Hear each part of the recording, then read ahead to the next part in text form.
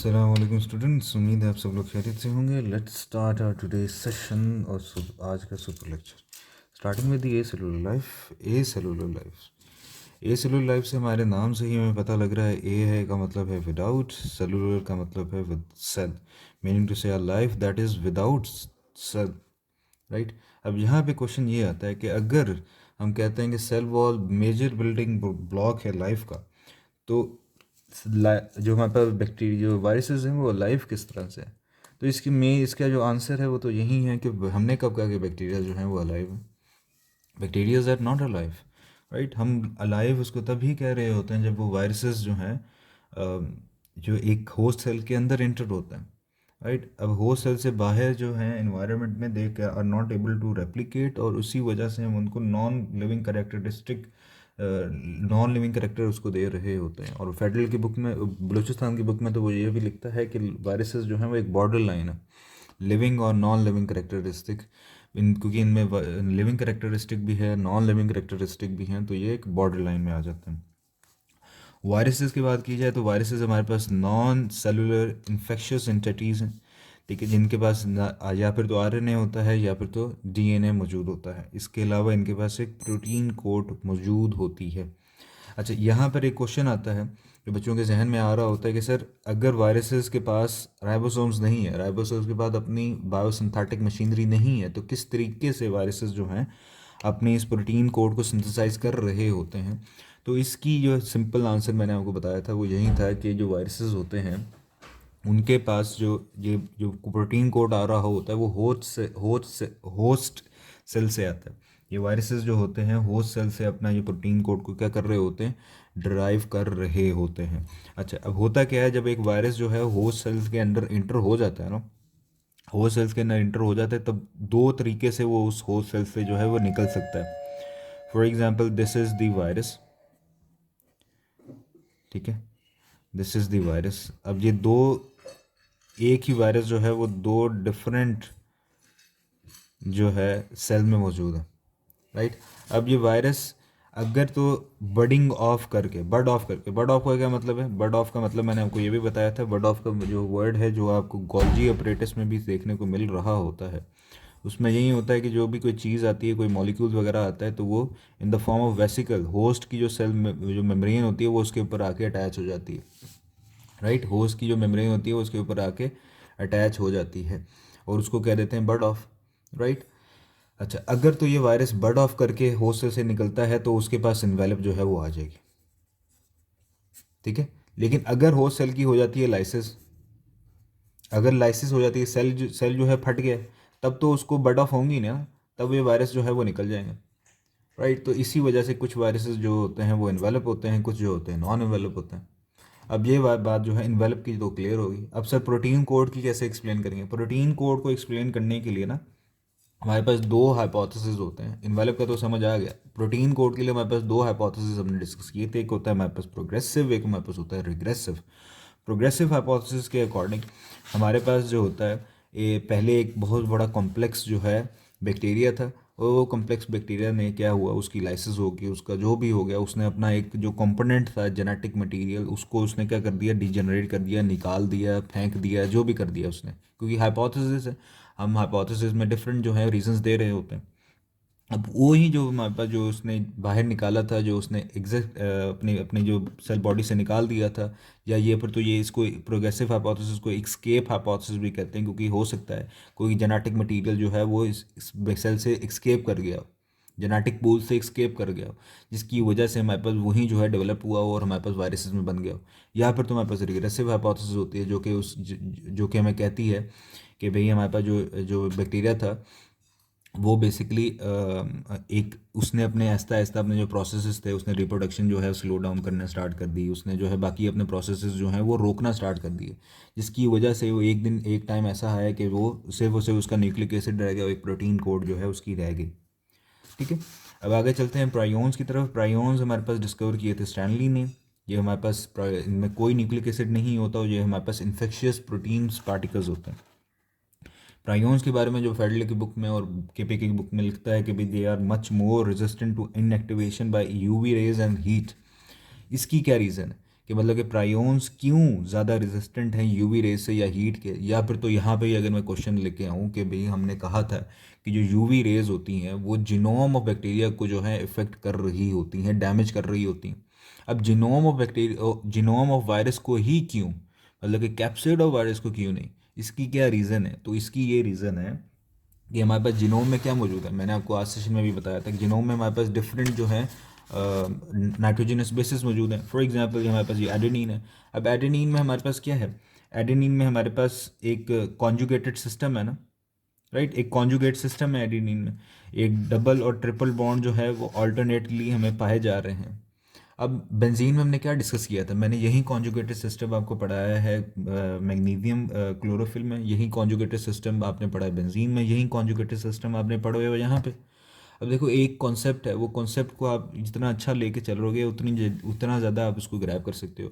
अब double bond जैसे ही आप देखते हो, आपके जहन में सिर्फ एक क्वेश्चन आना, एक ही आपके पास आपको पता लग जाना चाहिए फ़ौरन कि हमारे पास डी लोकलाइजेशन ऑफ इलेक्ट्रॉन होगी, जिसकी वजह से क्या होगा? इलेक्ट्रॉन क्लाउड फॉर्म होगा। अब उस इलेक्ट्रॉन क्लाउड की फॉर्मेशन की वजह से सरफेस एरिया क्या हो गया था? इंक्रीज हो गया। अब क्लोरोफिल में भी यही हुआ था, डीलोकलाइजेशन ऑफ इलेक्ट्रॉन की वजह से क्लोरोफिल ये कैपेबल था कि वो क्या कर सकता था? हमारे पास लाइट को ऑब्जॉर्व कर सकता था। अब यहाँ पे भी सरफेस एरिया इंक्रीज कर गया, तो जिनोम जो है वो ज़्यादा रेडिएशंस को, यूवी रेज को ऑब्जॉर्व करेगा और ज़्यादा जल्दी डैमेज हो जाएगा। जबकि कैप्सिड डैमेज होगा, बट क्या जिनोम के मुकाबले में वो डैमेज होगा? तो नहीं, जिनोम ज़्यादा डैमेज होगा, राइट। तो ये हमारे पास रीज़न थी। अगर हम आगे चलें, प्रायोन्स के बारे में हम बात जो लिखी जाती है केपीके की बुक में, कि प्रायोन्स को हम ग्लाइकोप्रोटीन्स भी डिस्क्राइब कर रहे होते हैं। प्रायोन्स को ग्लाइकोप्रोटीन्स भी हम डिस्क्राइब कर रहे होते हैं। इसका मॉलिकुलर वेट जो मेंशन जो बुक्स में लिखा जाता है वो होता है 27,000 से 30,000 के मॉलिकुलर वेट के दरमियान में। अच्छा, इसको क्यों कहते हैं? क्योंकि प्रायोन्स जो हैं, अब आखिरकार प्रायोन्स की भी तो कोई ना कोई एक एवोल्यूशनरी हिस्ट्री होगी ना कोई हम उसका कोई रीज़न होगी कि भाई प्रायोन्स किस तरीके से जो है डेवलप हुए हैं। तो प्रायोन्स के बारे में कहा जाता है कि प्रायोन्स के बारे में ना एक छोटा सा कॉन्सेप्ट जो है वो आप समझ लो। प्रायोन्स जो है ना एक इन्फेक्शियस प्रोटीन्स है। हमारी बॉडी में नॉर्मल, मतलब कि प्रायोन की प्रोटीन जो है वो पाई जाती है, ठीक है। अब प्रायोन्स जो है हमारे सेल जो है सिंथेसाइज कर रहा होता है। Normal version of prion protein is not infectious. Normal version of prion जो है ना हमारे पास, जो इन्फेक्शियस प्रायोन जो है वो डेंजरस है। जो नॉर्मल वर्जन है ना इसी प्रोटीन का, वो हमारे पास इन्फेक्शियस नहीं है। वो तो हमारी बॉडी में डिफरेंट फंक्शन को परफॉर्म कर रहा होता है। कौन से? सेल सिग्नलिंग के, मतलब कि प्रोटीन टू प्रोटीन इंट्रैक्शन। हमारे पास सेल एडिजन के भी, अब एडिजन के लिए भी हमारे पास यही रीज़न आ जाएगी, प्रोटीन टू प्रोटीन इंट्रैक्शन।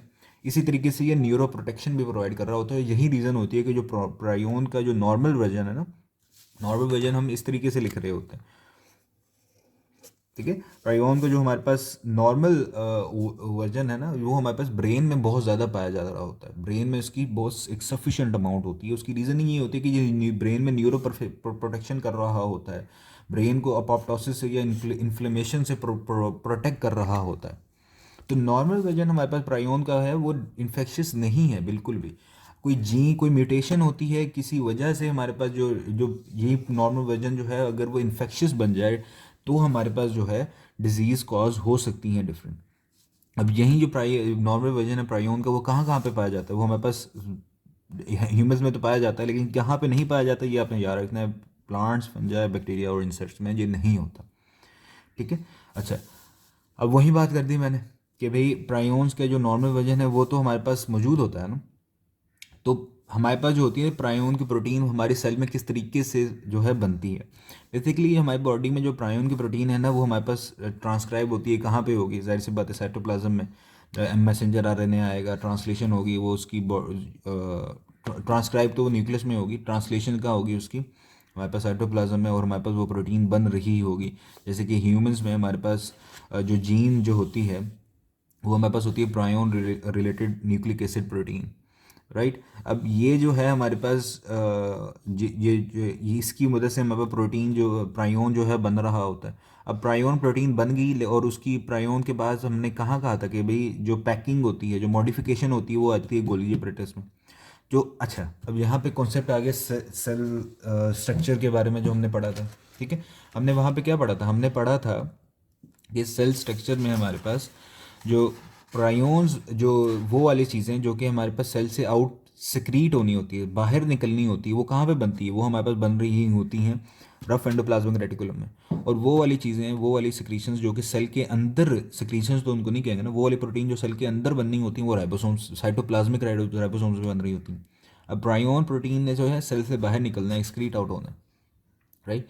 अब वो कहाँ पे बनेगी? वो हमारे पास बनेगी रफ एंडोप्लाज्मिक रेटिकुलम में, फिर जाएगी गोल्जी ऑपरेटस के पास जहाँ पे उसकी ग्लाइकोसाइलेशन होगी, ठीक है। अब यही रीज़न है कि प्रायोन्स को हम क्यों ऑफन कहते हैं कि भी वो ग्लाइकोप्रोटीन इन नेचर है, क्योंकि उसका जो नॉर्मल वर्जन है उसी की ग्लाइकोसाइलेशन होती है, तभी वो जो है वो सेल से बाहर एक्सक्रीट होता है, ठीक हो गया। तो यही यहाँ पे लिखा है कि जो जो सेलुलर प्रायोन है, जो नॉर्मल प्रायोन है, वो हमारे पास ग्लाइकोसाइलेटेड उस होती है, उसकी ग्लाइकोसाइलेशन होती है, उसके अंदर ग्लूकोज भी ऐड, कार्बन डाइऑक्साइड, शुगर भी जो है वो ऐड होती है, तब जाके वो सिक्रीट होती है। तो जो प्रायोन है वो जो है ग्लाइकोप्रोटीन्स भी हैं, उनका मॉलिक्यूलर वेट 22,000 से 30,000 के दरमियान में। अच्छा, अब यहाँ पे तो सर समझ आ गई सारी की सारी बातें प्रायोन्स के बारे में, लेकिन अब प्रायोन्स के बाद न्यूक्लिक एसिड तो है नहीं, अब वो रेप्लिकेट किस तरह से करता है? बहुत अच्छा क्वेश्चन है। अब रेप्लिकेशन के लिए आपने जो है बातें याद रखनी है, जो इंपॉर्टेंट बातें हैं। देखो, जो मैंने आपको कहा है ना कि हमारी बॉडी में नॉर्मल जो प्रायोन प्रोटीन है वो भी है, ठीक है, और वो हमारे पास ज़्यादा अबंडेंटली मौजूद है ब्रेन में, ठीक है, ज़्यादा अबंडेंटली मौजूद है ब्रेन में। अब प्रायोन जैसे ही हमारी बॉडी में आती है ना, ठीक है, अब वो फॉरन हमारी बॉडी में जो एक मिसफोल्डेड प्रायोन का स्ट्रक्चर है, वो हमारे पास फॉरन इंटरेक्ट करता है एक नॉर्मल प्रायोन के स्ट्रक्चर के साथ। देखो, हमारे पास फॉर एग्जांपल हमारे पास ये वाला जो स्टैंड जो है ना, ये हमारे पास इन्फेक्शियस प्रायोन का है, और ये वाला स्टैंड जो है वो हमारे पास नॉर्मल प्रायोन का है। इन्फेक्शियस प्रायोन हमने कोई चीज़ खाई है, क्योंकि प्रायोन ज़्यादातर कंटामिनेटेड फूड से, कंटामिनेटेड मीट से फैल रहे होते हैं, और यही रीज़न होती है कि भाई जो आप मीट पकाया करो, गोश्त पकाया करो, तो उसके अंदर जो जो जो खून होता है ना, आपने देखा होगा फ्रिज से जैसे ही आप निकालते हो तो खून गोश्त के साथ तैर रहा होता है, वो खून को फेंक दिया करो, गोश्त को बार बार साफ़ किया करो, ताकि कोई भी जो अंदर पैथोजन है डेंजरस, कोई फूड पॉइजनिंग कॉज करने वाला कोई भी अगर ऑर्गेनिज्म है वो ना रहे उसमें अंदर, मीट में ना जाए। अब ये हमारे पास बॉडी में एंटर हो गया एक मिसफोल्डेड प्रोटीन, हमारे पास ये हमारे पास नॉर्मल है। अब ये मैंने कहा कि दोनों इंट्रैक्शन करते हैं, वो इंट्रैक्शन होती है हमारे पास हाइड्रोफोबिक या को दूसरा नाम इलेक्ट्रोस्टैटिक इंट्रैक्शन की मदद से। ये दोनों क्या करते हैं आपस में? इंट्रैक्शन करते हैं। जो मिसफोल्डेड प्रोटीन है वो नॉर्मल प्रायोन की प्रोटीन को भी मिसफोल्ड कर देता है, ठीक है। और नॉर्मल किस तरह से मिसफोल्ड करता है? बेसिकली डिफरेंस पता क्या आता है? जो नॉर्मल प्रायोन की प्रोटीन होती है उसमें अल्फा हेलिक्स का जो हमारे पास होता है ना, मतलब कि सेकेंडरी स्ट्रक्चर में अल्फा हेलिक्स वो बहुत ज़्यादा होता है, जबकि मिसफोल्डेड प्रायोन में बीटा स्ट्रक्चर जो होता है वो ज़्यादा होता है। वाली बात भी आपने याद रखनी है। तो ये वो कहते हैं ना कि आपको आपकी जो सोहबत अगर बुरी है तो फिर आप भी बुरे हो जाते हो। तो अगेन अल्लाह ताला, मैंने आपको कहा है ना कि human is a mini version, a mini universe, human mini universe है ना। अब अल्लाह ताला कितनी कुछ बातें आपको सेल के आपकी बॉडी के अंदर बता रहे होते हैं।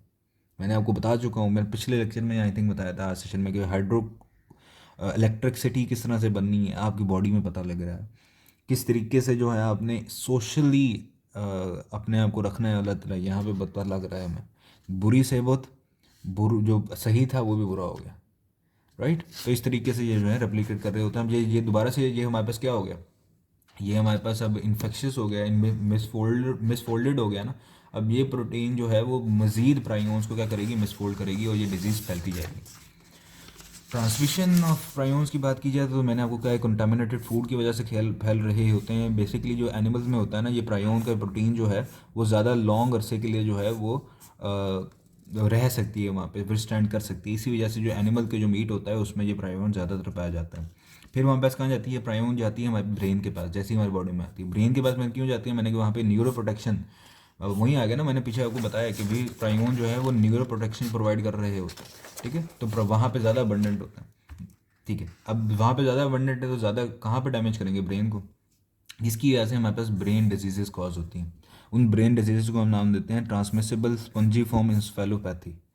ट्रांसमिसिबल मतलब कि ट्रांसमिट हो सकती हैं। स्पंजी फॉर्म बेसिकली इस डिजीज़ के बाद हमारा जो ब्रेन है जो स्पंज लाइक हो जाता है, और इंसेफेलोपैथी मतलब कि ब्रेन से रिलेटेड।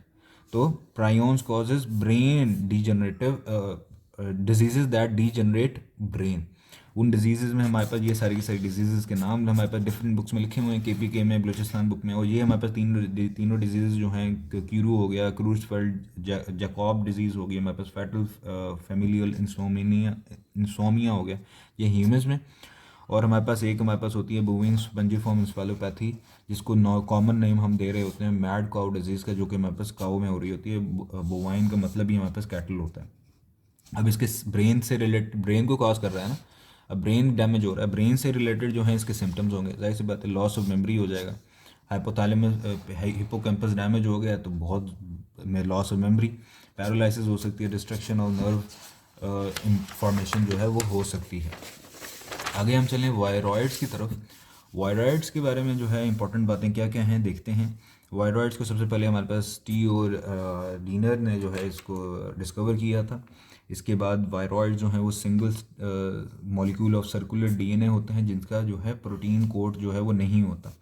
अब यहाँ पे क्वेश्चन जो ये आता है, अब यहाँ पे सिंगल स्टैंडर्ड सर्कुलर RNA होता है, DNA नहीं होता, ठीक है। वायरॉइड में single standard molecule of RNA without a protein code, ठीक है। अब उसमें इसी वजह से इनको कह रहे होते हैं सिंपल RNA। अब इसमें DNA क्यों नहीं पाया जा रहा होता, उसकी रीज़न आ गई कि भाई वायरॉइड्स में RNA क्यों है, DNA क्यों नहीं है। तो बलूचिस्तान की बुक के थोड़ा सा रेफरेंस ले लेते हैं। बलूचिस्तान बुक में लिखा हुआ है कि वायरॉइड के जीनोम में हमारे पास इतने न्यूक्लियोटाइड्स मौजूद होते हैं, ठीक है। अब बायोलॉजिकल मॉलिक्यूल्स मैंने आपको क्या बताया था, मैंने आपको बताया था कि RNA is less stable, DNA is more stable. अब वही वाला कॉन्सेप्ट, अब कॉन्सेप्ट आपके बेहतर होंगे ना तो चीज़ों को आसानी से आप लेके चल सकते हो। अब लेस स्टेबल वो क्यों है, क्योंकि आरएनए में जो हमारे पास जो राइबो शुगर है उसमें कार्बन नंबर 2 पे हमारे पास हाइड्रोक्सिल ग्रुप है। अब हाइड्रोक्सिल ग्रुप क्या कर रहा है, बैकबोन ऑफ हमारे पास न्यूक्लिक एसिड को ज़्यादा कर रहा है, रिएक्टिव कर रहा है। बैकबोन में हमारे पास क्या क्या था, हमारे पास बैकबोन में था फॉस्फेट, फिर शुगर, फिर फॉस्फेट, फिर शुगर, बैकबोन थी ना हमारे पास। अब बैकबोन में फॉस्फेट तो पहले से ही था रिएक्टिव, अब शुगर में भी हमारे पास कार्बन नंबर 2 पे हाइड्रोक्सिल आ गया, ज़्यादा हाइड्रोफिलिक, ज़्यादा रिएक्टिव, जबकि कार्बन डाइऑक्साइड ज़्यादा स्टेबल इसी वजह से क्योंकि कार्बन 2 में उसका हाइड्रोक्सिल ग्रुप नहीं। अब वायरॉइड ने ना, वायरॉइड्स वगैरह में या फिर तो वायरसेस में RNA क्यों पाया जा रहा होता है, क्योंकि RNA ज़्यादा रिएक्टिव होता है, ज़्यादा अनस्टेबल होता है। अब वायरसेस सर्वाइव करते ही म्यूटेशन की वजह से। अब एक चीज़ ज़्यादा अनस्टेबल होगी, ज़्यादा रिएक्टिव होगी, तभी वो म्यूटेशन करेगी ना। अब उसी म्यूटेशन की वजह से ही तभी तो वो सर्वाइव कर सकेगी, तभी वो इन्वायरमेंट में ज़्यादा जो है कैपेबल हो सकेगी, कि ज़्यादा जो है अच्छे तरीके से सर्वाइव कर सकेगी, राइट। होपफुली जो है क्लियर है। उसके बाद यहाँ पे अच्छा, ये वायरॉइड्स ही हैं जो कि फॉलो कर रहे होते हैं RNA वर्ल्ड हाइपोथेसिस के बारे में। RNA वर्ल्ड हाइपोथेसिस के हिसाब से हमारे पास जो जितने भी लिविंग ऑर्गेनिज्म हैं वो स्टार्ट हुए थे RNA से, DNA से स्टार्ट नहीं हुए थे। अब उस RNA की रीज़न क्या थी, RNA की रीज़न यही थी कि भाई RNA ज़्यादा रिएक्टिव है, ज़्यादा अनस्टेबल है, तो म्यूटेशन करेगा तो डिफरेंट वैराइटीज़ हमारे पास बनेंगी, डिफरेंट स्ट्रेन्स बनेंगे। अब स्ट्रेन्स हमने कहा था ना, लिविंग करेक्टरिस्टिक ऑफ वायरसेस में हमारे पास एक ये भी है कि वायरसेस के डिफरेंट स्ट्रेन्स होते हैं। वो क्यों होते हैं, क्योंकि उसके पास RNA होता है, उसके पास जो न्यूक्लिक एसिड होता है वो म्यूटेशन कर सकता है इजीली। अब वायरॉइड्स हमारे पास RNA वर्ल्ड हाइपोथेसिस को शो कर रहे होते हैं, जो एक्सप्लेन करते हैं कि भाई जो लिविंग जितनी भी चीज़ें न्यूक्लिक एसिड आया वो पहले RNA था, DNA पहले नहीं था। जैसे कहते हैं ना पहले मुर्गी आई या अंडा आया, तो इसी तरीके से यहाँ पे पहले RNA आया, DNA नहीं आया। उसके बाद हमारे पास कैनोड इनकोड अ प्रोटीन। वायरॉइड के बारे में आपने याद रखना है कि वायरॉइड के पास हमारे पास RNA तो है, लेकिन इसके बावजूद वो कोई भी प्रोटीन को इनकोड नहीं करते। अब यहाँ पे क्वेश्चन ये आएगा कि सर RNA है उसके पास, राइट, उसके पास RNA है, RNA होने का क्या मतलब है, RNA है तो फिर वो मैसेंजर RNA बना देगा, मैसेंजर RNA से हमारे पास प्रोटीन की सिंथेसिस हो सकती है। लेकिन मैं यहाँ पे कह रहा हूँ कि वायरॉइड जो है कोई भी प्रोटीन को नहीं बना सकता, नहीं इनकोड कर सकता। उसकी रीज़न क्या है, उसकी रीज़न ये है कि हमारे पास जो RNA के पास वायरॉइड में जो RNA होता है ना, वो प्योरली नॉन कोडिंग RNA के मॉलिक्यूल्स होते हैं उसमें, प्योरली नॉन कोडिंग, जो किसी प्रोटीन को कोड कर रहे ही नहीं होते, ठीक है। पहली रीज़न। दूसरी रीज़न, कोई भी प्रोटीन को बनाने के लिए ना हमारे पास ओपन रीडिंग फ्रेम्स हमें चाहिए होते हैं। कोई भी प्रोटीन बनाने के लिए हमारे पास ओपन रीडिंग फ्रेम्स चाहिए। अब वायरॉइड के बाद जो RNA है उसके पास ओपन रीडिंग फ्रेम्स है ही नहीं, तो प्रोटीन जो है अगर बनेगी भी तो ऐसी प्रोटीन बनेगी जिसका कोई जो कि कोई प्रोटीन होगा ही नहीं, समझ लो बेतुकी प्रोटीन, जिसका कोई फंक्शन ही नहीं होगा। ठीक है, तो यही रीज़न है कि हमारे पास जो है आरएनए जो है किसी भी प्रोटीन को नहीं कोड कर रहा होता।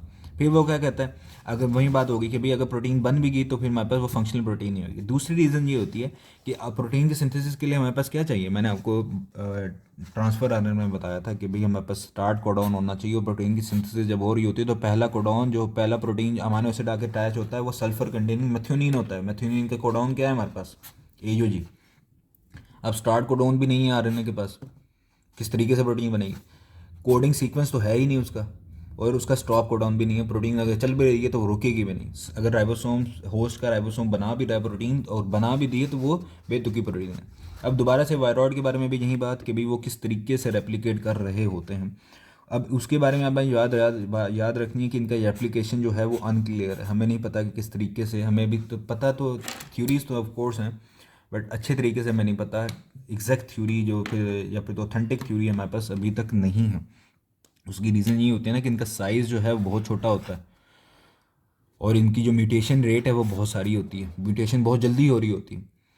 अब जो हमें को थोड़ा सा पता है वो ये है कि जो हमारे पास वायरॉइड होता है ना, फ़र्ज़ कर लो ये हमारे पास जो है वायरॉइड का आरएनए है। ठीक है, ये हमारे पास वायरॉइड का आरएनए है। इसने टेम्पलेट के तौर पे एक्ट करना है, टेम्पलेट स्टैंड। ठीक है, टेम्पलेट क्या होता है, जिसको देख के हमारे पास कोई चीज़ बन रही ही हो, जिसको देख के हमारे पास प्रोसेस हो रहा हो। अब इसको देख के, वायरल आरएनए को देख के हमारे पास होस्ट ने जो है इस जैसा एक और आरएनए को बनाना है, तभी रेप्लिकेशन होगी ना। वायरॉइड के लिए हमारे पास सिर्फ आरएनए है, हमने वायरॉइड जैसा एक और आरएनए बना दिया तो हमारे पास वायरॉइड की रेप्लिकेशन होगी। तो यहाँ पे वायरॉइड का फ़र्ज़ कर लो ये वाला स्टैंड जो है वो टेम्पलेट के तौर पे है, और यहाँ पे जो जो जो प्रोसेस हो रहा है जब आरएनए बन रहा है होस्ट में, तो वो कौन सा हो रहा है, यहाँ पे हमारे पास हो रहा है RNA dependent RNA polymerase. Reverse transcription में मैंने आपको बताया था, वहाँ पर जो आरएनए से जब डीएनए बन रहा होता है, आरएनए से डीएनए बन रहा होता है, तो रिवर्स ट्रांसक्रिप्शन कैसा कौन से प्रोसेस के थ्रू चल रहा होता है, वो कर रहा होता है RNA dependent DNA polymerase.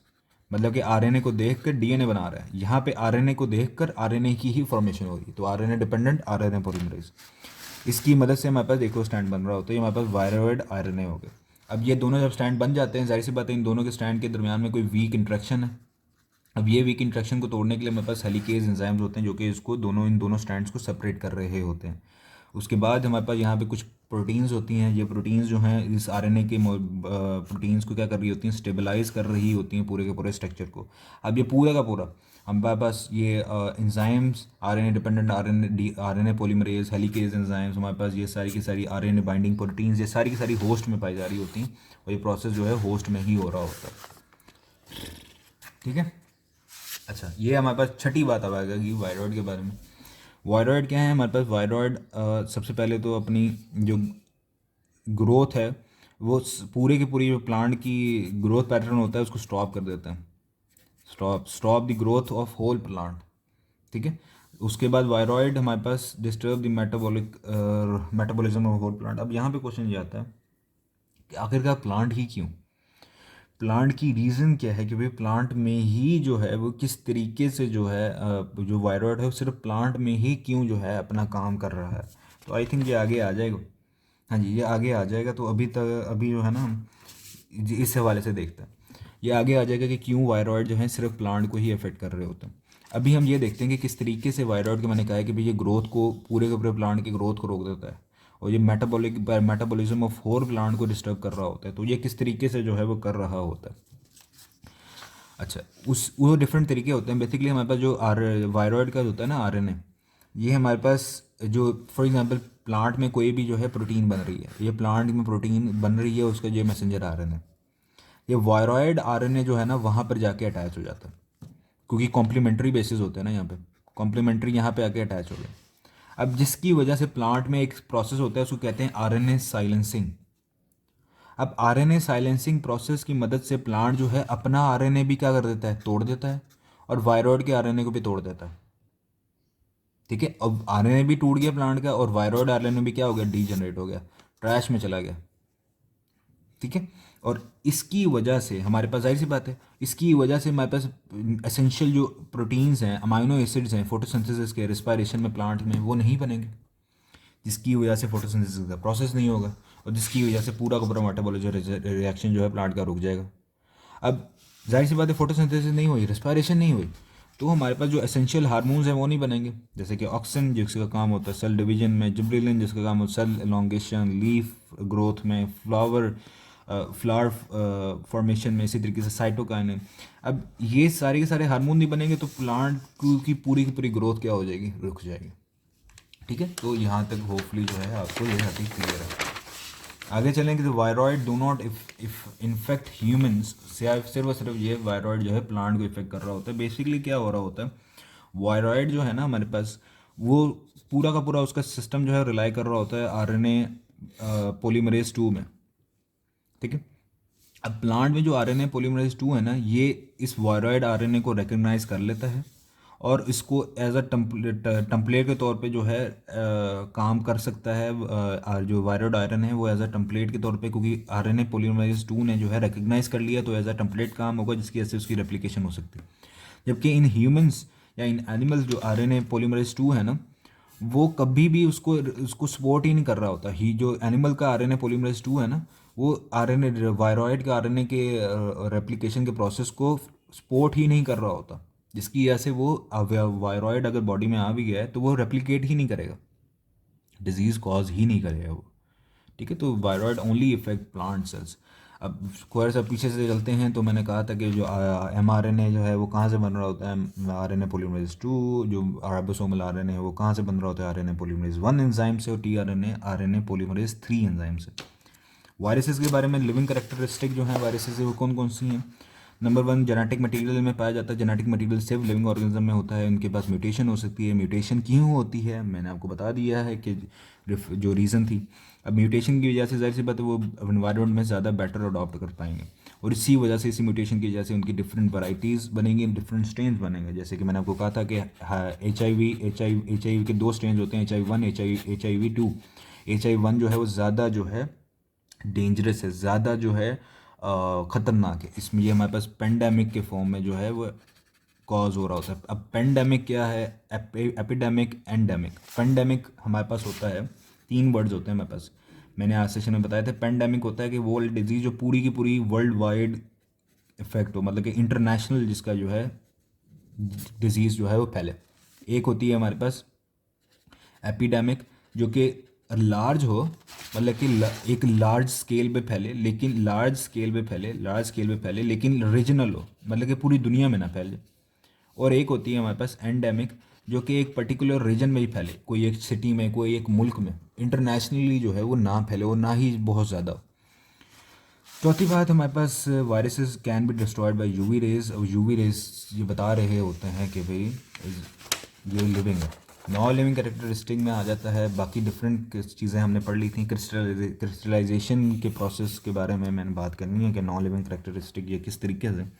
Basically हमने केमिस्ट्री में इसको डिस्कस किया था ना, हमारे पास कोई भी क्रिस्टल होता है, वो क्रिस्टल कहाँ से बन रहा होता है, यूनिट सेल से, राइट। अब ये फर्स्ट कर लो, हमारे पास एक यूनिट सेल है। अब ये यूनिट सेल के बारे में मैंने क्या कहा था, अगर हमने कहा था कि एक यूनिट सेल एक क्रिस्टल जो से जो पर्टिकुलर यूनिट सेल से मिल के बन रहा होता है, अगर उस यूनिट सेल के बारे में हमने डिफरेंट उसकी कैरेक्टरिस्टिक के बारे में पता लग जाए, उसके सारे के सारे मोड के बारे में हमें पता लग जाए, तो हम ईजीली पूरे के पूरे क्रिस्टल के स्ट्रक्चर को जो है वो फाइंड आउट कर सकते हैं। कि मतलब कि अगर एक यूनिट सेल का जो स्ट्रक्चर है वो क्यूबिक है, तो हमारे पास पूरे के पूरे क्रिस्टल का स्ट्रक्चर क्या होगा, वो भी क्यूबिक होगा।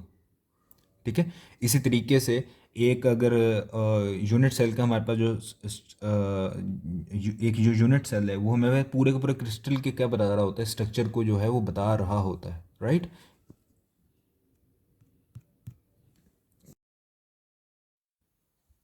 सही हो गया। मोबाइल की बैटरी जो है वो ख़त्म हो गई थी, जिसकी वजह से चलो मैंने कहा अफ्तारी के बाद ही रिकॉर्ड करेंगे। हम नॉन लिविंग करेक्टरिस्टिक ऑफ के बारे में बात कर रहे थे। हमने कहा था कि बाकी सारी की सारी तो आपने पढ़ ली है, एक जो है जिसको आप कंफ्यूज होते हैं वो है क्रिस्टलाइजेशन। अब क्रिस्टल्स का कॉन्सेप्ट हमने केमिस्ट्री से लेना है। केमिस्ट्री में हम क्या कहते हैं कि क्रिस्टल्स आखिरकार है क्या। क्रिस्टल वो चीज़ है जिसके जिसके पास नंबर 1 तो रेगुलर अरेंजमेंट हो, ठीक है। नंबर टू, जो कि हमारे पास मिलके बना हो किससे, यूनिट सेल से। अब यूनिट सेल हमारे पास क्या होते हैं, यूनिट सेल की अगर हम बात करें तो यूनिट सेल हमारे पास वो हैं जो कि मिलकर एक पूरे के पूरे होल क्रिस्टल को बना रहे होते हैं। और यूनिट सेल, अगर हम एक यूनिट सेल के बारे में पढ़ें तो अगर एक यूनिट सेल हमारे पास क्यूबिकल है तो उसके ओवरऑल स्ट्रक्चर क्या होगा हमारे पास क्रिस्टल का, वो भी क्यूबिकल होगा। एक यूनिट सेल से हम पूरे के पूरे क्रिस्टल का जो है कैरेक्टरिस्टिक के बारे में, उसकी प्रॉपर्टीज़ के बारे में पढ़ के बता सकते हैं, इसलिए तो उसको यूनिट सेल कहते हैं।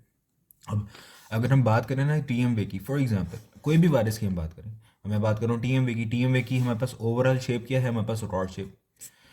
अच्छा, अगर नंबर वन तो वायरसेस में आती है रेगुलर अरेंजमेंट, ठीक है, जिसकी वजह से उनको एक स्पेसिफिक कंडीशन में, एक specific pressure, temperature, specific environmental condition में उनको क्रिस्टल्स में कन्वर्ट किया जा सकता है और लैब में जो है स्टोर किया जा सकता है, उनकी क्रिस्टलाइजेशन की जा सकती है।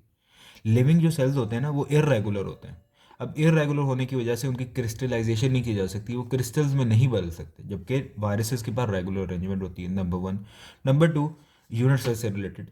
अब टीएमवी का शक्ल स्ट्रक्चर जो है वो रॉड है, ये देखो रॉड। अगर हम इन्हीं बहुत सारे रॉड वाले जो टीएमवी हैं उनको जोड़ें, और जैसे कि यूनिट सेल में था, तो ओवरऑल जो स्ट्रक्चर बनेगा वो भी रॉड शेप का होगा, राइट। तो ये यूनिट सेल वाली पे बात हमारे पास वायरसेस पर हो पूरी हो रही होती है। अब यहाँ पे बात ये आती है कि भाई अगर वायरसेस जो है वो नॉन लिविंग है तो इनके पास एटीपी कहाँ से आती है, राइट। अगेन, अब जाहिर सी बात है ना, अनकोटिंग के लिए, रेप्लिकेशन के लिए, ट्रांसक्रिप्शन, ट्रांसलेशन, इन सब के लिए हमारे पास एनर्जी चाहिए। वो एनर्जी कहाँ से आती है, बेसिकली जैसे ही एक वायरस इंटर होता है वो होस्ट मशीनरी को क्या कर लेता है, ऑक्यूपाई कर लेता है, उसकी वजह से हमारे पास जो है एटीपी ब्रेकडाउन हो जाती है एडीपी में। अब ये फॉस्फेट जो है वो आके अटैच हो जाता है वायरल प्रोटीन के साथ और उनको एक्टिव कर देता है, जिसकी मदद से एक वायरल प्रोटीन जो है एक्टिव हो जाती है, ठीक है। यहाँ पे केपीके की बुक में लिखी है कि 10 मिनट में एक वायरस जो है पूरे के पूरे सेल को ओवरटेक कर लेता है और उसके और 100 टाइम जो है अपने आप को अपनी कॉपी बनाकर सेल को क्या कर लेता है, किल कर देता है। हिस्ट्री ऑफ वायरस की बात करें तो at the time of Louis Pasteur, Robert Q, जिसको वायरसेस को हम लैटिन में जिसको वैनम मतलब कि पॉइजन के नाम से जो है जाना करते थे। और इसके बाद आपने एक और बात भी याद रखनी है, जो पहली वैक्सीन बनी थी वो भी एक वायरल डिजीज़ के बारे में बनी थी। और वायरल डिजीज़ के हवाले से आपने बात पढ़ी हुई है ना, वो हमारे पास सारे का सारे बुक में जो है इसके हवाले से पूरा पैराग्राफ है, आप उसको रीड कर लो। कहानी ही है एडवर्ड जेनर ने किस तरीके से जो है स्मॉल पॉक्स और काउ पॉक्स की मदद से एक बच्चे को ट्रीट किया था, राइट। अच्छा, अब हमारे पास आ जाता है बैक्टीरियोफेज। बैक्टीरियोफेज में हम पहली बात करें, बैक्टीरियोफेज हमारे पास कॉम्प्लेक्स स्ट्रक्चर रखता है, जिसका साइज़ जो है बलूचिस्तान की बुक में लिखा हुआ है, बलूचिस्तान की बुक में उसका साइज़ जो है 24 से लेकर 200 नैनोमीटर के दरमियान है। अच्छा, इस कॉम्प्लेक्स स्ट्रक्चर में जो बैक्टीरियोफेज है हमारे पास दो पार्ट्स इसके होते हैं। नंबर वन तो होता है हमारे पास हेड, और नंबर टू हमारे पास होता है उसकी टेल। हेड में हमारे पास बात करें तो हमारे पास उसका एक होता है कोट और एक होता है उसका कैप्सिड। कैप्सिड जो है उस जो कि उसमें हमारे पास जो ज़्यादातर क्या होते हैं हमारे पास, उसमें जो जिनोम होता है वो मोस्टली डीएनए का होता है, आरएनए भी होता है लेकिन मोस्टली डीएनए। उसके बाद वो कोट जो है, कोट हम मतलब कि कर रहे होते हैं ना, कैप्सिड को रेफर कर रहे होते हैं। अब ये कैप्सिड जो नॉन बैक्टीरियो जो बैक्टीरियोफेज होते हैं वो नॉन एन्वेलप वायरसेस ज़्यादातर होते हैं। अब नॉन एन्वेलप कहाँ पे आते हैं, पहले पहले पेज में मैंने आपको बात बताई है कि नॉन एन्वेलप कहाँ पे होंगे। नॉन एन्वेलप तब होंगे ना जब एक बैक्टीरिया की जो है लाइसिस होगी, ठीक है, बैक्टीरिया की लाइसिस होगी जिसकी वजह से जो है बडिंग नहीं हो पाएगी और इन्वेलप नहीं होगी।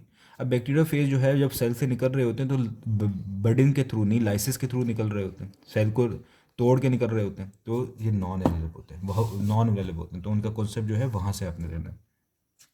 उसके बाद हम बात करें बैक्टीरियोफेजेस की, तो बैक्टीरियो का मतलब बैक्टीरिया और फेज का मतलब होता है ईटर, मीनिंग से बैक्टीरिया ईटर्स। इसको हम हिस्ट्री के हवाले से बात करें तो इनको डिस्कवर किया था टुआर्ट ने और हेलिनी ने। इनको ईयर का आपको बस पता होना चाहिए कि 2 सालों का डिफरेंस था, जबकि जो बैक्टीरियोफेज की जो नाम था इसको कॉइन किसने किया था, डी हेलेना। अच्छा, अब हम बैक्टीरिया फेज को जो है ना स्ट्रक्चर के बारे में डिस्कस करते हैं। ये एक बैक्टीरिया फेज है, मेरे ख्याल से ये होली करके आया है और इसके ऊपर रंग लगा है इसलिए ये रंग बिरंगा है। तो देखते हैं कि ये रंग बिरंगा बैक्टीरिया फेज हमें क्या क्या इन्फॉर्मेशन दे रहा है देता है। बैक्टीरिया फेज इसको हम डिस्कस करेंगे स्पेसिफिकली T4 फेज के बारे में। इसके बारे में हमारे पास बुक में जो पीटीबी में लिखी हुई है कि head is a elongated pyramidal structure hexagonal prism shape आइकोसाहेड्रल। अच्छा, अब इसका क्या मतलब है? आइकोसाहेड्रल का क्या मतलब है? प्रिज्म शेप किस तरह से है, हेक्सागोनल शेप किस तरह से है, पैरामिडल शेप ये किस तरह से, ठीक है। अच्छा, अब इसके लिए ना हमारे पास आइसोकाहेड्रल जो है ना, इसका मतलब होता है ग्रीक मतलब कि 20, और ड्रिल का मतलब होता है फेसेस, मीनिंग टू से 20 फेसेस। एक वैसी 3D शेप जिसके 20 ट्राइंगुलर शेप्स हों उसको क्या देते हैं? आइकोसाहेड्रल, ठीक है। अब हेक्सागोनल की कितनी शेप्स होती हैं? हमारे पास 6 कॉर्नर्स होते हैं। अगर अपन 3D की बात करें ना, तो बैक्टीरियोफेज का जो हेड होता है वो आइकोसाहेड्रल होता है, ठीक है। और अगर हम एक पर्टिकुलर एंगल से इसको देखें तो हमारे पास हेक्सागोनल में नज़र आता है, ठीक है। मतलब कि 2D में अगर हम देखें 2D में, तो 2D में हमारे पास ये हेक्सागोन है, ठीक है। और दोबारा से डेफिनेशन की तरफ हम आ जाते हैं, किधर की? Head is hexagonal, hexagonal 6 corners वाला, ये बात समझ आ गई। आइकोसाहेड्रल 3D में देखें तो हमारे पास 15-20 जो है इसके अंदर छोटे छोटे ट्राइंगल्स हैं, बाकी 10 यहाँ पे होगी पहले वाले फेज में, 10 ही पिछले वाले फेज में होगी, 20 हो जाएंगे ना। अब हमें देखना है कि प्रिज्म शेप किस तरह से है, पैरामेट्रिक शेप किस तरह से है। अच्छा, प्रिज्म और पैरामेट्रिक शेप जो है ना एक बैक्टीरियोफेज की, वो डिपेंड करती है आप कहाँ से देख रहे हो। अगर आप देख रहे हो ना टॉप से या बॉटम से, मतलब कि यहाँ से देख रहे हो या यहाँ से देख रहे हो, यहाँ से कॉर्नर से जो देख रहे हो आप, तो पैरामिड की एक शेप होती क्या है? पैरामिड एक 3D शेप होती है, एक जिसके तमाम के तमाम जो ट्राइंगुलर फेसेस होती हैं वो एक सिंगल पॉइंट पे मीट हो रहे होते हैं, राइट। तो अगर आप इसके कॉर्नर से देखते हो एक ऐसो बैक्टीरियोफेज के हेड को, तो वो आपको एक पैरामिडल शेप नज़र आ रहा होता है। क्यों? क्योंकि उसकी फ्लैट बेस होती है, 3D शेप होती है, और उसके तमाम के तमाम ट्राइंगल फेस एक पॉइंट पे मिल रहे होते हैं, तो दैट इज़ वाई पैरामिडल। अब हेक्सा वो हमारे पास प्रिज्म शेप किस तरह से, बेसिकली अगर आप इसको दो पार्ट में काट दो ना, यहाँ पे इसको एक बैक्टीरियोफेज को दो पार्ट्स में डिवाइड कर दो, किसी भी एक पर्टिकुलर एक्सिस पे दो पॉइंट्स के दरम्यान में डिवाइड करो, तब आपको एक प्रिज्म शेप होती क्या है? प्रिज्म शेप ऐसी शेप को कहते हैं जिसकी आइडेंटिकल बेसिस हो, मतलब कि एक आइडेंटिकल क्या हो, बेसिस हो, मतलब कि ये ऊपर वाली बेस है, ये नीचे वाली बेस है, ऊपर वाली बेस भी हेक्सागोनल हो, नीचे वाली बेस भी हेक्सागोनल हो, ठीक है। फ्लैट साइड हो, फ्लैट साइड हैं, कर्व साइड ना हो, और हेक्सागोन जैसे कि हेक्सागोनल प्रिज्म, इन दोनों में बेसिस जो हैं सेम है, राइट। फ्लैट साइड हैं। जब आप इसको एक मिडिल पार्ट से देख रहे होते हो, या फिर तो जब आप इसको काटते हो, डिवाइड करते हो, तब आपको एक प्रिज्म की शेप नज़र आ रही होती है। तो हमारे पास इसलिए बैक्टीरियोफेज को हमने क्या नाम दे दिया? बैक्टीरियोफेज को हमने क्या दिया? Head is elongated pyramidal. Pyramidal क्यों है बता दिया, हेक्सागोनल क्यों है ये बता दिया, प्रिज्म क्यों है ये बता दिया, आइकोसाहेड्रल क्यों है ये बता दिया। अब ये कैप्सिड से ऑफ कोर्स मिलकर बना होता है, हेक्सागोनल प्रिज्म शेप्ड, राइट ये। अच्छा, अब T4 फेज में जो कैप्सिड जो होते हैं वो कौन से प्रोटीन से मिलकर बने होते हैं? P23, ठीक है। एक्स्ट्रा बातें, हर तमाम के तमाम जो है ना ये डिफरेंट, यहाँ पे डिफरेंट प्रोटीन्स होती हैं। अब वो हर किसी का नाम हमारी बुक में जो है एक्स्ट्रा बातों में चला जाएगा, बताई तो जा सकती हैं बट इतनी ज़्यादा एक्स्ट्रा नहीं करनी चाहिए। अच्छा, ये कैप्सोमियर्स होते हैं ना, ये आपने बात याद रखनी है, शायद मैंने नाम बताओ, इसका क्वाटर्नरी स्ट्रक्चर होता है कैप्सोमियर्स का। उसके बाद हमारे पास आ जाता है कॉलर रीजन। कॉलर रीजन हम उसको कहते हैं जिसके पास कोई शीट ना हो, ठीक है। कॉलर रीजन वो वाला होता है कोई शीट ना हो। उसके बाद हमारे पास आ जाता है ये टेल वाला रीजन। टेल वाले रीजन में हमारे पास सबसे पहले वाला होता है, वो हमारे पास होता है शीट, जिसकी होती है कॉन्ट्रैक्टाइल प्रोटीन। आपने अगर स्ट्रिंज देखी है, जो इसकी होती है ना स्ट्रिंज, उसको आप दबाते हो पीछे से, तब फ्लूइड जो है अंदर जाता है, राइट। तो हमारे पास जो शीट है वो भी इसी तरीके से एक सिरिंज है, जब वो कॉन्ट्रैक्ट होती है तो उससे न्यूक्लिक एसिड जो है वो बाहर निकलता है, ठीक है। ठीक है, आपकी जो बुक्स में बातें लिखी हुई है ना कि पहले हमारे पास होती है कॉन्ट्रैक्शन फिर पेनिट्रेशन होती है, ये गलत है। पहले पेनिट्रेशन होती है फिर कॉन्ट्रैक्शन होती है, जो बैक्टीरियोफेज का साइकिल है। बट अगेन बुक की लाइन है, हम क्या कर सकते हैं, पेपर में उसने बुक को ही प्रेफर करना है। अच्छा, ये शीट कॉन्ट्रैक्ट हो रही होती है तो जाहिर सी बात है इसके लेंथ में और इसके साइज, इसकी लेंथ में कभी इंक्रीज़ हो रहा होता है, कभी ये डिक्रीज़ हो रही होती है। जैसे कि स्ट्रिंज है, स्ट्रिंज का पीछे वाले पॉइंट जो हिस्सा होता है वो कभी इंक्रीज़ दबाते हो तो डिक्रीज़ हो जाता है, और छोड़ देते हो तो इंक्रीज़ हो जाता है, राइट। तो इसी तरीके से ये भी हमारे पास कॉन्ट्रैक्टाइल एक प्रोटीन है। इसके दो पार्ट होते हैं कि कॉलर रीजन जो मैंने बता दी जिसमें कोई शीट नहीं होती, और हमारे पास बेस प्लेट होती है जिसमें हमारे पास एंजाइम होता है लाइसोजाइम, जो कि पेनिट्रेशन में अपना जो है रोल प्ले कर रहा होता है। अच्छा, यहाँ पे जो है ना आपने बात याद रखनी है, जो टेल का होता है ना पूरा का पूरा स्ट्रक्चर, ये सेकेंडरी स्ट्रक्चर को फॉलो कर रहा होता है, मतलब कि इसके बाद बीटा प्लेटेड शीट्स होंगी या फिर तो इसका अल्फा हेलिक्स स्ट्रक्चर होगा। ओवरऑल बात करें तो हमारे पास ऑलमोस्ट 5 मेजर डिफरेंट प्रोटीन से जो बैक्टीरियोफेज जो है वो मिलके बना होता है, 5 डिफरेंट प्रोटीन से। वो 5 डिफरेंट प्रोटीन ऐसे बात मैंने एक बता दी है यहाँ पे कैप्सिड में, P23 T4 में। आखिर आगे हमारे पास टेल फाइबर, स्टेज फाइबर जो है हमारे पास। अब क्वेश्चन ये आता है कि एक बैक्टीरियोफेज को किस तरीके से पता लगता है कि भाई मैंने इस पर्टिकुलर बैक्टीरिया को जाके अटैक करना है, वो उसके टेल फाइबर्स जो हमें बता रहे होते हैं। टेल फाइबर जो हैं जब जैसे ही जाके लैंडिंग करते हैं, लैंडिंग टेल फाइबर्स ने करनी है, लैंड जैसे ही वो जाके लैंडिंग कर रहे होते हैं तब वो रिसेप्टर्स को डिटेक्ट करते हैं कि भाई क्या जो है लैंडिंग करके ये बैक्टीरिया वो वाला बैक्टीरिया जिसको मैंने इन्फेक्ट करना है या फिर तो बैक्टीरिया नहीं है। अगर तो वो वाला बैक्टीरिया है तो हमारे पास बाकी सारी पेनिट्रेशन होती है, कॉन्ट्रैक्शन होती है और उस बैक्टीरियोफेज जो है अपना काम कर रहा होता है। बैक्टीरियोफेज ना हमारे पास यूबिक्यूटस होते हैं, बलूचिस्तान की बुक में लिखा हुआ है। यूबिक्यूटस का मतलब मैंने आपको बताया था फाउंड एवरीवेयर, जहाँ जहाँ पे वायरस होता है वहाँ पे बैक्टीरिया जो है पाया जा रहा होता है। अच्छा, उसके बाद आपने बात रखनी है टेल फाइबर्स जो हैं वो एक बैक्टीरिया जो है वो किस तरीके से अपनी जो केमिकल लिंकेज बना रहा होता है, या फिर तो पेनिट्रेशन में, या फिर तो टेल जो है टेल फाइबर्स वो किस तरीके से लिंकेज बना रहे होते हैं, तो वीक केमिकल लिंकेज बना रहे होते हैं, एडजॉर्प्शन कर रहे होते हैं, जो वर्ड इसी वजह से इस्तेमाल होता है, hydrogen bonding, electrostatic interactions, weak linkages. उसके बाद ये एक इंपॉर्टेंट बात है जो आपको शायद आप इसको इग्नोर कर देते हो, बट आप जब पढ़ते हो ना, जब आप पढ़ते हो अपना साइकिल पढ़ते हो, लाइसोजेनिक साइकिल या लिटिक साइकिल, तो उसमें आप बुक में आप कभी नोटिस करना जो आपके पास पूरा एक साइकिल बना हुआ है, उसमें जो टेल फाइबर्स है ना एक बैक्टीरियोफेज की, वो सबसे आखिर में आके अटैच होती हैं। वो बुक में लिखता है, पीटीपी में भी लिखा है, वो फेल्ड में भी लिखता है कि tail fibres are attach at the end, सबसे आखिर में। मतलब कि टेल भी हेड बन गया पूरी की पूरी, ये शीट बन गई, कॉलर बन गया, बेस प्लेट बन गई, आखिर में जाके हमारे पास टेल फाइबर्स जो है वो अटैच होता है। हमारे पास आइकोसाहेड्रल भी आपको समझ आ गई। आगे हम चलते हैं अपना, बेसिकली हमने अपना रिव्यू करना है ना, बाकी सारी चीज़ें तो रट्टे वाली हैं। हम अब डिस्कस कर लेते हैं HIV का स्ट्रक्चर। ये भी अगेन होली करके आया है, इसको किसी ने होली वाला जो रंग रहते हैं वो फेंक दिए। पहली बात कीजिए, हमारे पास यहाँ पे होते हैं रिसेप्टर्स जो हैं मौजूद होते हैं। अच्छा, यहाँ पे मैंने क्वेश्चन ये आता है कि यार बैक्टीरियोफेज में तो हमारे पास टेल फाइबर्स हैं, समझ आ गई। अब कुछ ऐसे वायरसेस जिनके पास टेल फाइबर्स नहीं है, वो किस तरीके से जो है अपने पर्टिकुलर होस्ट पे जाके अटैच होंगे, तो उनके पास और मैकेनिज्म होता है, जैसे कि यहाँ पे स्पाइक्स हो गए।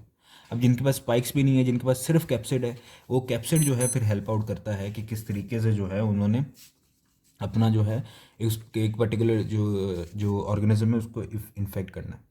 स्पाइक्स की बात की जाए तो हमारे पास 2 ग्लाइकोप्रोटीन्स हमारे पास होती हैं। यहाँ पे अगेन ग्लाइकोप्रोटीन्स आ गई तो होस्ट सेल ही सिंथेसाइज करेगा।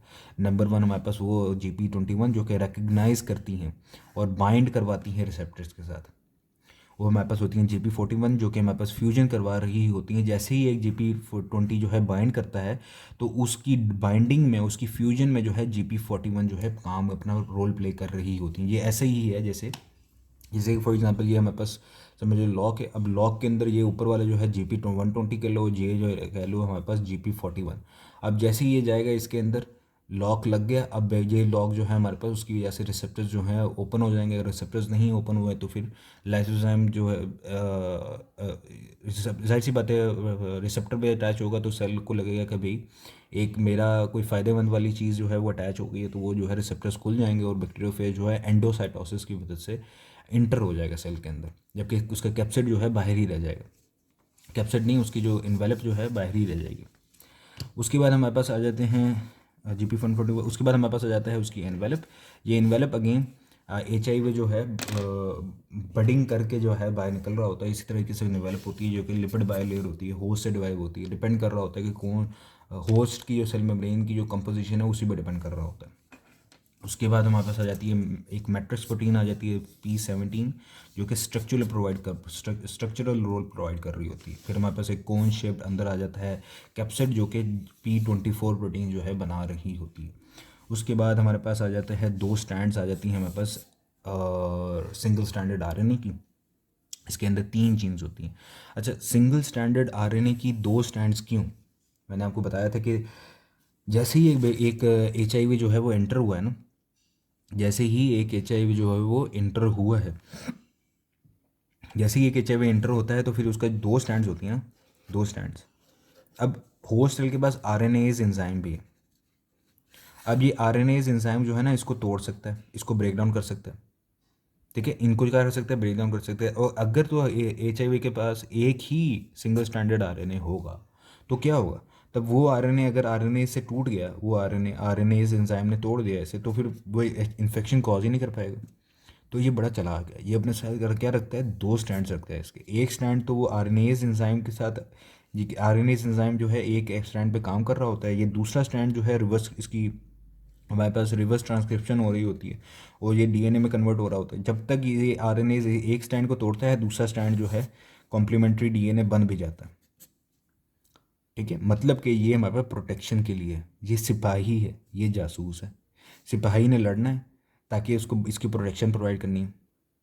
ठीक है ना, जैसे कि हम हमारे पास क्या नाम था यार, खैर छोड़ो। हमारे पास ये एक, जैसे ये एक स्टैंड है ना, ये आरएनए जो है दूसरे स्टैंड को अगर तोड़ भी देता है तो उसके पास एक चाहिए के पास दूसरा स्टैंड होगा, ताकि वो जो है वही स्टैंड जो है कम्प्लीमेंट्री डीएनए में बदल सके। ठीक हो गया, इसी वजह से उसके दो स्टैंड होते हैं। अच्छा, 9 जीन्स में ना हमारे पास तीन कुछ जीन्स होती हैं जो स्ट्रक्चरल रोल प्ले कर रही होती हैं। स्ट्रक्चर में जो है अपने तीन जो है जीन्स के बारे में आपने पढ़ना, याद रखना है। मैंने आपको आज सेशन में बताया था, एक था हमारे पास गैग था, एक हमारे पास ईवीई थी, जीन्स थी, और एक हमारे पास एक और जीन थी। इसको ना आप आज सेशन में लाजमी देख लेना। ये तीन जीन्स हैं जो कि स्ट्रक्चरल जीन होती हैं, तीन जीन्स में से, जो कि स्ट्रक्चर को बना रही होती हैं। ठीक है। अच्छा, यहाँ पे एक और बात आपने याद रखनी है कि रिवर्स ट्रांसक्रिप्शन जो है वो प्रोसेस हो रहा होता है साइटोप्लाज्म में। मतलब कि रिवर्स ट्रांसक्रिप्शन क्या है हमारे पास, डीएनए से आरएनए बनना, डीएनए से आरएनए बनना। रिवर्स ट्रांसक्रिप्शन क्या है, आरएनए से डीएनए बनना। ठीक है, तो रिवर्स ट्रांसक्रिप्शन साइटोप्लाज्म में हो रही थी, लेकिन सिंपल ट्रांसक्रिप्शन जो है वो न्यूक्लियस में ही हो रही होती है। ये बात आपने याद रखनी है। आगे हम बैक्टीरिया के स्ट्रक्चर के हवाले से डिस्कस कर लेते हैं। बैक्टीरिया के स्ट्रक्चर के हवाले से, बैक्टीरिया के जो एसेंशियल कंपोनेंट्स होते हैं वो हमारे पास सेल मेम्ब्रेन होती है, साइटोप्लाज्म, राइबोसोम, ग्लोमेरुलस बॉडी होती है, जो कि हर बैक्टीरिया में पाई जाती है। मोस्ट सेल में हमारे पास सेल वॉल होती है, लेकिन कुछ में नहीं भी हो सकती है, जैसे कि माइकोप्लाज्मा, और कुछ में हमारे पास capsule, slime, pili, flagella, fibrin, fimbriae वगैरह जो है होते हैं। सेल वॉल की बात की जाए तो सेल वॉल में हमारे पास बिल्कुल बनी होती है पेप्टाइडोग्लाइकेन से।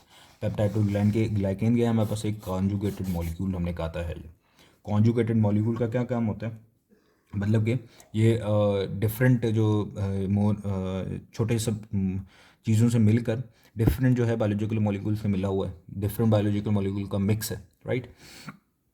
इसमें हमारे पास दो जो है पाए जा रहे होते हैं, एक हमारे पास होता है एन एसिटाइल ग्लूकोसमी, एक हमारे पास होता है N acetyl muramic acid.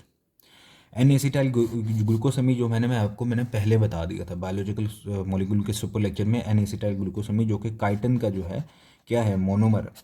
Monomer तो नहीं कह सकते, काइटन का जो है, काइटन इससे मिलकर बना हुआ है, हाँ मोनोमर ही। एन एसिटाइल ग्लूकोसमी जो है काइटन का मोनोमर। अब काइटिन क्या है, एक होमो पोलीसेकेराइड, राइट। मैंने वहाँ पे आपको बताया था कि ये एन एसिटाइल ग्लूकोसमी किस तरीके से बना है। एसिटाइल ग्रुप मैंने कहा था उसमें अटैच है, एक हमारे पास ग्लूकोज होता है हमारे पास, और इसी के साथ अमाइनो ग्रुप हमारे पास NH2 होता है। ठीक है। अच्छा, ये हमारे पास ये तीनों जब मिलते हैं तो हमारे पास बन जाता है एन एसिटाइल ग्लूकोसमी। इसके अंदर अगर एक लैक्टिक एसिड मिले तो हमारे पास बन जाता है मेमेरिक एसिड, और मेमेरिक एसिड में अगर हम एसिटाइल हमारे जोड़ें तो हमारे पास बन जाता है एन एसिटाइल मेमेरिक एसिड। ठीक है, ये हमारे पास दोनों मिलकर एन एसिटाइल ग्लूकोसमी और एन एसिटाइल मेमेरिक एसिड हमारे पास पेप्टाइडोग्लाइकेन और बैक्टीरियल सेल वॉल में रोल प्ले कर रहे होते हैं। इसी तरह बैक्टीरियल सेल वॉल उनकी शेप को गिव करता है, जैसे कि हमारे पास कोकायम है और हमारे पास बेसिलियस में शेप उनकी डिफाइन है ना, ये शेप किसकी जैसे, सेल वॉल की जैसे।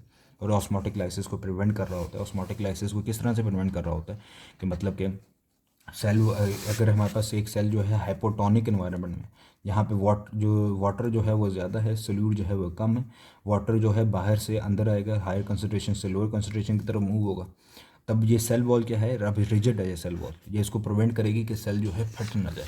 क्योंकि अगर सेल मेम्ब्रेन फट गई तो सेल की क्या हो जाती है, डेथ हो जाता है। अब बैक्टीरियल सेल वॉल के बारे में बात की जाए तो हमारे पास होते हैं, एक हमारे पास एसिटाइल ग्लूकोसमी का यूनिट आ जाता है, फिर एन एसिटाइल न्यूमेरिक एसिड, फिर एन एसिटाइल ग्लूकोसमी, और इस तरीके से जो है पूरी की पूरी वॉल चल रही होती है। उन दोनों में हमारे पास एक क्रॉस लिंक होता है। ग्राम पॉजिटिव और ग्राम नेगेटिव की बात की जाए तो हमारे पास ग्राम पॉजिटिव में हमारे पास एक ही मेम्ब्रेन होती है, ठीक है, जबकि ग्राम नेगेटिव में हमारे पास दो मेम्ब्रेन्स होती हैं।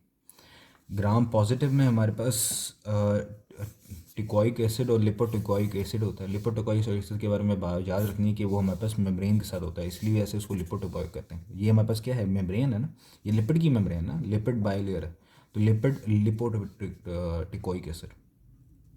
और हमारे पास जो सेल में ये पूरी की पूरी सेल वॉल होगी ना, सेल वॉल और सेल मेम्ब्रेन के दरमियान में जो रीजन होता है उसको कहते हैं पेरीप्लाज्मिक स्पेस, और यहाँ पे हमारे पास हो जाएगा साइटोप्लाज्म। ठीक है, अच्छा अब इसको जो है ना, इसको हम साइटोप्लाज्मिक मेम्ब्रेन भी कह रहे होते हैं। क्यों? क्योंकि यहाँ पे ग्राम नेगेटिव में दो होती है ना, एक हमारे पास आउटर होती है, एक इनर होती है, तो हमें ये डिफ्रेंशिएट करना है कि कौन सी इनर है, तो हम इनर को साइटोप्लाज्मिक मेम्ब्रेन भी कह रहे होते हैं। अच्छा, ग्राम नेगेटिव में आपने बात याद रखनी है कि आउटर मेम्ब्रेन में ही सिर्फ पोरेंस होते हैं। ये मैंने गलती से बना दिए थे, आउटर मेम्ब्रेन में ही सिर्फ पोरेंस होते हैं, इनर मेम्ब्रेन में नहीं होते। ठीक है, पोरेंस क्या होते हैं? पोरेंस हमारे पास होते हैं चैनल्स हैं जिसके थ्रू चीज़ें ने अंदर होना है, एंटर होना है। अगेन वही periplasmic space bacterial cell membrane और सेल वॉल के दरमियान में, सेल वॉल और सेल मेम्ब्रेन के दरमियान में। अब मतलब कि ग्राम नेगेटिव में कितनी मेम्ब्रेन्स होती हैं? दो, सेल वॉल एक होती है। ठीक है, अच्छा अब इन दोनों के डिफरेंस में हम बात करेंगे तो हमारे पास जो ग्राम पॉजिटिव होता है वो ज़्यादा थिकर होता है, उसकी सेल वॉल ज़्यादा थिक होती है, ये देख सकते हो आप। ग्राम नेगेटिव में जो लेस थिक होती है, ग्राम पॉजिटिव जो है वो ज़्यादा परमिएबल होता है। ज़्यादा परमिएबल क्यों होता है? अब हमारे पास सेल वॉल तो हमने पढ़ा था ना कि फुली परमिएबल होती है, फुली परमिएबल। ठीक है, लेकिन सेल मेम्ब्रेन क्या होती है हमारे पास? सेल मेम्ब्रेन हमारे पास होती है पार्शली परमिएबल, राइट। अब एक किसी चीज़ ने गुजरना है, यहाँ से किसी चीज़ ने सेल के अंदर आना है, साइटोप्लाज्म में आना है, तो उसको एक ही यहाँ पर जो है ग्राम नेगेटिव पॉजिटिव में एक ही जो है सेल मेम्ब्रेन को क्रॉस करना पड़ रहा है, जबकि ग्राम नेगेटिव में उसको दो सेल मेम्ब्रेन को क्या करना पड़ा है? क्रॉस करना पड़ा है। ठीक है, यही रीज़न है कि हमारे पास क्यों जो है ग्राम नेगेटिव जो है वो लेस परमिएबल है, राइट। उसके बाद पेप्टाइडोग्लाइकेन की इसकी ज़्यादा कंसनट्रेशन होती है। अच्छा, पिलाई जो होते हैं सिर्फ ग्राम नेगेटिव में होते हैं, इसकी रीज़न जो होती है कि पिलाई की फॉर्मेशन के लिए ना हमारे पास दो सिक्रेटरी सिस्टम को हमें चाहिए होता है। एक हमारे पास होता है टाइप 1 सिक्रेटरी सिस्टम, एक होता है हमारे पास टाइप 2 सिक्रेटरी सिस्टम, और इन दोनों सिक्रेटरी सिस्टम में एक ज़रूरी होता है कि हमारे पास एक आउटर मेम्ब्रेन हो, और यही रीज़न है कि पिलाई जो है सिर्फ वो सिर्फ ग्राम नेगेटिव में होता है। ठीक है, अच्छा फ्लैजल के लिए, फ्लैजला के बारे से बात याद रखनी है कि फ्लैजला की सिर्फ और सिर्फ एक डिस्क होती है ग्राम पॉजिटिव में, दो डिस्क होती हैं ग्राम नेगेटिव में। पेरिप्लाज्मिक स्पेस यहाँ पे कुछ में होती है और कुछ में यहाँ पर जो है सब में होती है। अब पेरिप्लाज्मिक स्पेस जो आपकी जो बुक में, एक फेडरल बुक में जो उसने डिफरेंस में लिखा हुआ है कि gram positive are more resistant. ठीक है, ग्राम वाई आर नहीं, gram negative are more resistant. Gram negative जो बैक्टीरिया है वो ज़्यादा रेजिस्टेंट है। अब क्यों ज़्यादा रेजिस्टेंट है वो? अब ये देखो ना, ग्राम नेगेटिव, उसकी रीज़न मैं आपको बताता हूँ अभी। ग्राम नेगेटिव में हमारे पास पेरिप्लाज्मिक स्पेस मैंने क्या है, ग्राम नेगेटिव में पेरिप्लाज्मिक स्पेस होती ही होती है, सब में होती है। ग्राम पॉजिटिव में जो है कुछ में होती है, कुछ में नहीं होती। अच्छा, यहाँ पे ना आपने बात याद रखनी है, इसकी दो रीजंस हैं। एक तो है लॉजिकल, ग्राम नेगेटिव में किसी भी चीज़ ने गुजरना है तो उसको दो पार्शली परमिएबल मेम्ब्रेन से गुजरना पड़ेगा। ठीक है, अब किसी चीज़ ने, एक सब्सटेंस ने, एंटीबायोटिक्स ने सेल के अंदर आना है और अंदर आके जो है बैक्टीरिया को तबाह करना है ताकि बॉडी में इन्फेक्शन ना कॉज कर सके, तो उसको दो पार्शली परमिएबल मेम्ब्रेन से गुजरना पड़ेगा, ज़्यादा मुश्किल है उसके लिए, इसी वजह से ज़्यादा रेजिस्टेंट। जबकि एक एंटीबॉडी को या एंटीबायोटिक को अगर ग्राम पॉजिटिव बैक्टीरिया को कॉज करना है तो उसको सिर्फ एक ही पार्शली परमिएबल मेम्ब्रेन से गुजरना पड़ेगा, राइट। दूसरी रीज़न हमारे पास होती है पोरेंस की। पोरेंस जो है वो सिर्फ और सिर्फ कुछ स्मॉल मॉलिक्यूल को जो है पास कर सकते हैं। तीसरी रीज़न हमारे पास होती है पेरिप्लाज्मिक स्पेस के बारे में। पेरिप्लाज्मिक स्पेस ना हमारे पास एनालोगस होता है लाइसोसोम का। बेसिकली पेरिप्लाज्मिक स्पेस में ना हमारे पास जो बैक्टीरिया है ना वो एंजाइम्स को सिक्रीट कर रहा होता है। एंजाइम्स को, वो एंजाइम जो हैं वो ब्रेक डाउन करते हैं उस एंटीबॉडी को, एंटीबायोटिक को, जैसे कि हमारे पास बीटा लैक्टामेज जो है वो डिस्ट्रॉय करता है पेनिसिलिन को। ठीक है, इसी वजह से पेरिप्लाज्मिक स्पेस को एनालोगस टू लाइसोसोम कह रहे होता है, और यही रीज़न है कि क्यों ग्राम नेगेटिव जो है ज़्यादा रेजिस्टेंट है। ठीक है, आगे हम अपेंडिजेस की बात करें, हमारे पास हो जाता है फ्लैजेला, हमारे पास हो जाते हैं पिलाए। फ्लैजेला जो है वो थिक होता है, लॉन्ग होता है, जबकि पिलाए जो है थिक लेकिन शॉर्ट होते हैं। पिलाए जो हैं वो हमारे साथ सेल मेम्ब्रेन से एक्सटेंड हो रहे होते हैं और ये एब्सेंट होते हैं ग्राम पॉजिटिव में। क्यों एब्सेंट होते हैं ये मैंने आपको रीज़न बता दी। पिलाई कौन से प्रोटीन से मिलकर बने होते हैं? पिलन या फिब्रिन, और हमारे पास फ्लैजेला फ्लैजिलन प्रोटीन से। फ्लैजेला जो है लोकोमोशन या कीमोटैक्सिस का रोल प्ले कर रहे होते हैं। कीमोटैक्सिस का अगर हवाले से पहले हम छोटी सी पीछे से रिवीजन करें तो मैंने आपको वहाँ पे भी बताया था कि स्पर्म के पास जो हमारे पास एक स्पर्म के पास फ्लैजेला जो है, एक स्पर्म जो है एग की तरफ क्यों मूव होता है? क्यों भाई? उसको किस तरह से पता लगा है कि मैंने इस एग के पास जाना है? वो कहीं और क्यों नहीं जाता? वो गुम क्यों नहीं जाता? उसके पास कौन सा मैप है? तो वो कीमोटैक्सिस टैक्सिस के थ्रू जो है मूव कर रहा होता है की तरफ। बेसिकली हमारे पास जो ऊ साइड होता है, जो एग होता है, वो कीमो अट्रैक्टर्स केमिकल्स को रिलीज़ कर रहा होता है, और ये कीमो अट्रैक्टर जो केमिकल्स हैं वही फ्लैजेला जो है उसको डिटेक्ट करते हैं और उसकी तरफ मूव कर रहे होते हैं। ठीक है। अच्छा, पिलाई का जो है मेन फंक्शन होता है वो अटैचमेंट के लिए और कॉन्जुगेशन, मतलब कि सेक्सुअल इंटरकोर्स में जो है इन बैक्टीरिया जो है पिलाई अपना रोल प्ले कर रहे होते हैं। अच्छा, फ्लैजेला के हवाले से चलो हम डिस्कस कर ही लेते हैं चीज़ें। इसकी रीज़न ये है क्योंकि हमारे पास जो है फेडरल में जो है ना फ्लैजेला के जो स्ट्रक्चर जो है मेंशन है। फ्लैजेला का स्ट्रक्चर जो है वो 3 पार्ट्स में डिवाइड होता है। एक हमारे पास होते हैं फिलामेंट्स, एक हमारे पास होता है हुक, एक हमारे पास होता है बेसल बॉडी। फिलामेंट का वो सबसे लॉन्ग वेब लाइक स्ट्रक्चर जो हमारे पास जो फ्लैजेला का जो आप बना रहे होते हैं वो होता है फिलामेंट। यूकैरियोट्स में ना ये फिलामेंट जो है ना एक मज़ीद एक लेयर से जो है कवर्ड होता है, एक एडिशनल लेयर से। ठीक है। जबकि प्रोकैरियोट में ये एडिशनल मेम्ब्रेन जो है फिलामेंट के ऊपर नहीं होती। इसी से ऐसा ये लार्जेस्ट पार्ट है एक फ्लैजेला का, फ्लैजेलन प्रोटीन का सबसे लार्जेस्ट पार्ट है। हुक जो है वो एक कर्व स्ट्रक्चर होता है जो कि कनेक्ट करता है बेसल बॉडी को फिलामेंट के साथ। ये देखो यहाँ पे हुक, ये हमारे पास पूरी बेसल बॉडी है और ये फिलामेंट है। इसको कनेक्ट किसने किया हुआ? एक कर्व स्ट्रक्चर ने, जो कि क्या है? हुक। इसके बाद होती है हमारे पास बेसल बॉडी। बेसल बॉडी जो है मोटर पूरा का पूरा ऑपरेटर्स होता है, ये सबसे ज़्यादा कॉम्प्लेक्स होता है। फुक जो है ना वो हमारे पास 360 की रोटेशन जो है प्रोवाइड कर रही होती है। अगर हम बेसल बॉडी की बात करें तो बेसल बॉडी जो है मोस्ट कॉम्प्लेक्स है और ये सेल में इन्वेलप में जो है पूरी की पूरी दबी होती है। इसमें 4 रिंग्स हमारे पास आती हैं, एक L rings, P rings, M S rings और सी रिंग्स। ग्राम पॉजिटिव में सिर्फ 2 रिंग्स होती हैं, वो हमारे पास 2 रिंग्स होती हैं, एम एस रिंग और सी रिंग्स। ग्राम नेगेटिव में 4 रिंग्स होती हैं। इनमें से जो एल रिंग है और पी रिंग है वो आउटर मेम्ब्रेन में होती है, और जो हमारे पास एम एस रिंग और सी रिंग है वो हमारे पास इनर मेम्ब्रेन में होती है। अब ग्राम नेगेटिव में, ग्राम पॉजिटिव में आउटर मेम्ब्रेन होती ही नहीं है, तो इसके पास ना ये एल रिंग होती है ना उसके पास पी रिंग होती है। ठीक है।